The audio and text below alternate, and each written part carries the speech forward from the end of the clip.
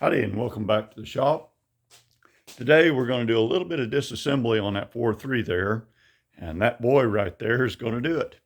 So I think the first thing we're going to do is wheel this nasty thing outside and pressure wash on it just a little bit.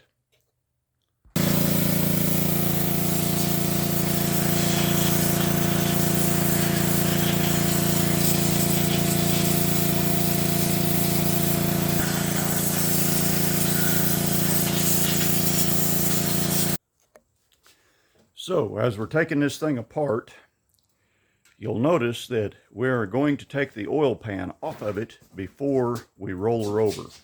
And the reason for that's going to become obvious before too long. We got done pressure washing it, probably took off about 25% of the schmoo. Why don't you go get your forget-me-stick? But we got about 25% of the schmoo off of it. Now we're taking the oil filter relocator kit, and then we'll take the oil pan off of it. Well, we're going to drain the oil, but take the oil pan off of it while it's in this position. I don't like rolling the motor over that's been sitting forever without taking the oil pan off of it. And you'll see why here in a minute.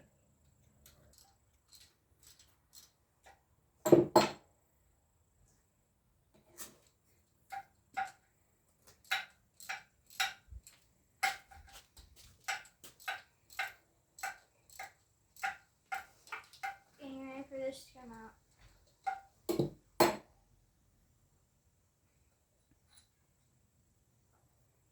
There you go. Put it in the, there you go.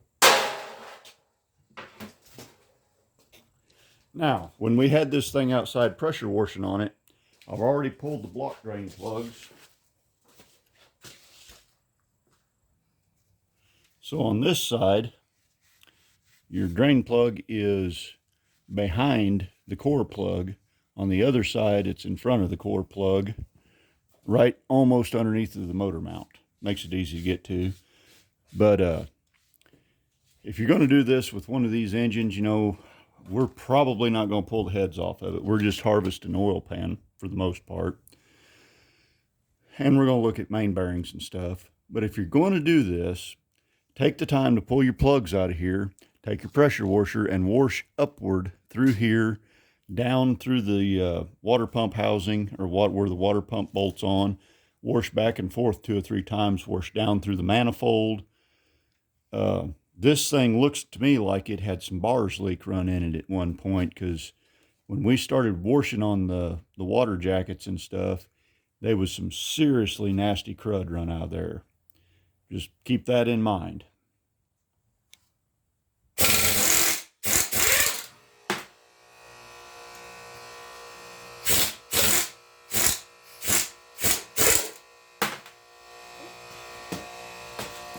Put your safety glasses over your eyes, not over your hair. What are you, John Travolta, and don't want grease in your hair?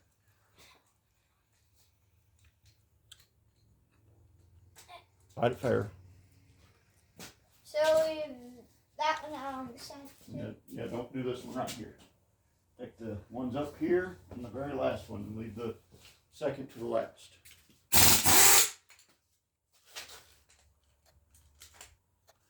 Well, we've got all the oil drained out of it that'll drain. We've got all the bolts out of it that'll come. We've got the 2 nuts that you got a big rubber ding-dong looking thing sticking out here. Those cover up 2 nuts on 2 studs on the back. Now she's moving. Yeah, just a little bit.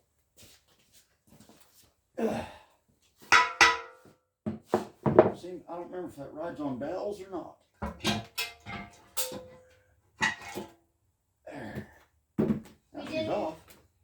We didn't break the Didn't break the oil pan, didn't break the dipstick. Okay.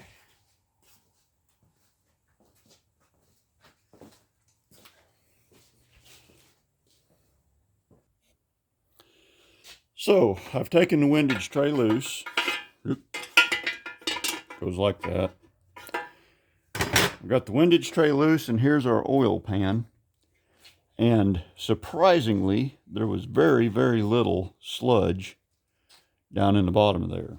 I mean, there's always going to be some, but that was shockingly little. And there are a few chunks in that, but there's no glitter in it. I can't see a single piece of bearing flake. So that's very, very promising.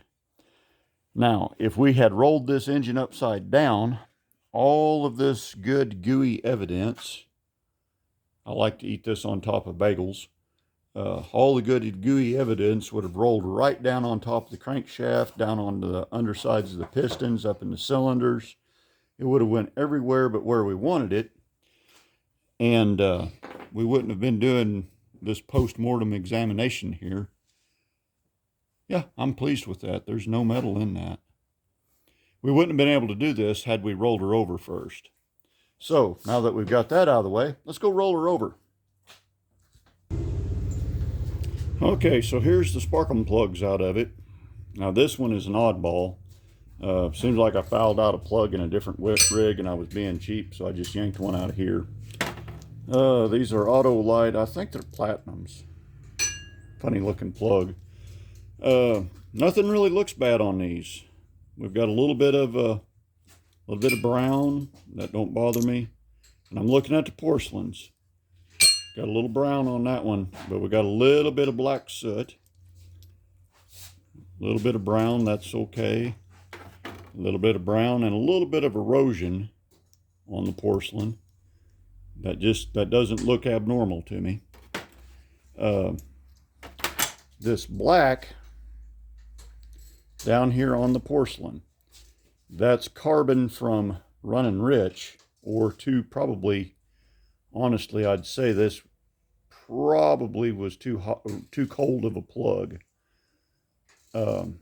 That's not oil. If we'd had high oil consumption problems, then up here would have been greasy with oil, and it's not. Everything looks really good for, especially given as long as this engine had sat.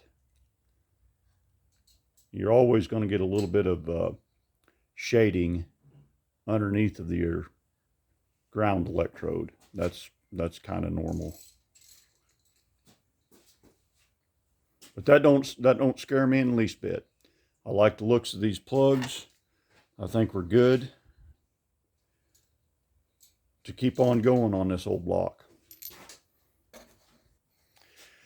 Okay, you might not be able to make it out because of the camera, but if you look down in there, you can see a ridge. That is the bottom of the ring travel, where it's kind of brown up here and then it's shiny down there. Now, up here in the untraveled, the parts that the rings did not travel across, you can see all of the honing pattern from the factory hone job. And down below that, or actually above that, we're upside down, you can still see hone marks, even on the thrust side. You know, crankshaft's turning this way, so your piston's slapping back and forth. You can still see honing marks, and in real life, you can actually see them very good. There's quite a bit of honing still left in that. So those look pretty good. I don't think we've got too much troubles with this engine. I think here in a little bit, we'll, maybe tomorrow after work, I'll stop in town. I think I'm out of plastic gauge. And we'll pop these rod caps off of here, and we'll plastic gauge the rods, and we might plastic gauge the mains, and just see if they're in spec. You know, if they're on the high end of the wear limit, then, you know, that's good enough.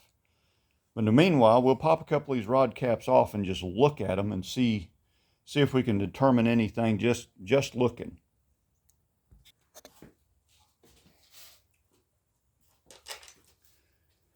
So here's the rod cap off of the number 2. You can see there is no dirt embedded down in there. There might be a little bit of a very faint line right there, but that's kind of corresponding to the oil port in the crankshaft, so I'm not worried about that. But there's no difference in the color from here as you roll it around, other than the schmoo that's all over it. Now there is a little bit of, you can see there's a little bit of extra wear right there. I don't know exactly what that's from, but it doesn't terribly concern me. Usually when you have a worn out rod bearing or main bearing, it'll be here or on the underside, top side, upside down. So these really don't bother me too bad. Like I said, we'll grab some plastic gauge here in a day or two, and we'll plastic gauge this. And I know that some people just poo-poo all over plastic gauge. It's the devil's building tool, but it does the job when you're, don't want to invest $100,000 in tools. So I think we've got a pretty viable little block here. I don't think it's going to take a lot to put this back on the road. So in the meanwhile, you know what to do. Y'all drive safe and watch for deer. What is it?